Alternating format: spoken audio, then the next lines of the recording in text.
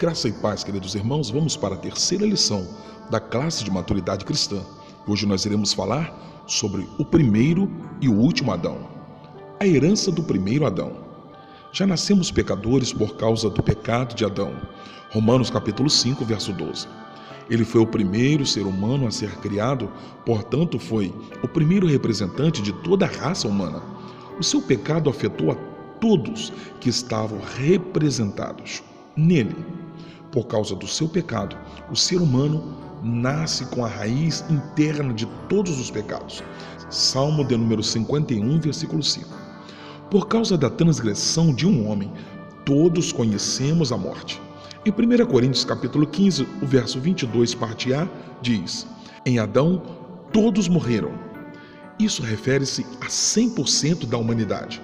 Todos fomos feitos pecadores e por isso todos experimentamos a morte. Adão foi colocado como nosso pai. Significa uma categoria de parentesco que a ninguém é dado o direito de escolha. A morte espiritual é um fato pelo qual todo ser humano passa. A vida eterna, pelo contrário, só é experimentada por todos que optarem, que queiram receber Cristo Jesus em suas vidas. Em primeiro lugar, Cristo Jesus veio nos trazer redenção. Redenção é o ato de uma pessoa rica ir a uma feira de escravo e pagar a carta de alforria de algum escravo, dando-lhe a liberdade. Adão entregou a autoridade sobre a terra ao diabo, entregou o ser humano em suas mãos ao pecar. Todos se tornaram escravos do pecado, escravos do diabo. Cristo Jesus pagou o preço da redenção. Ele teve todas as oportunidades de pecar. Em tudo, foi tentado, mas não pecou. Morreu pelo pecado de todos, para resgatá-los do pecado e do domínio do diabo. A dívida foi paga e Cristo Jesus pagou o alto preço.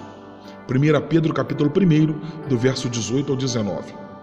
Com esta redenção ou resgate, Cristo Jesus cancelou todo o argumento do diabo contra nós. Romanos capítulo 8, verso 1.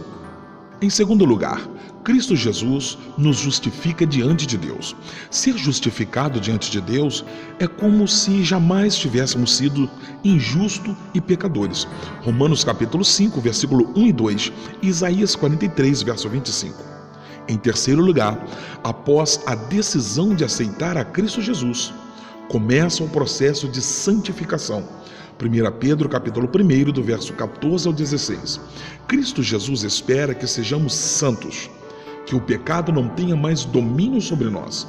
O pecado, a partir desta nova realidade, deve ser acidente e não um hábito, uma vez que a natureza pecaminosa já foi arrancada de nós e fomos regenerados pela palavra de Deus.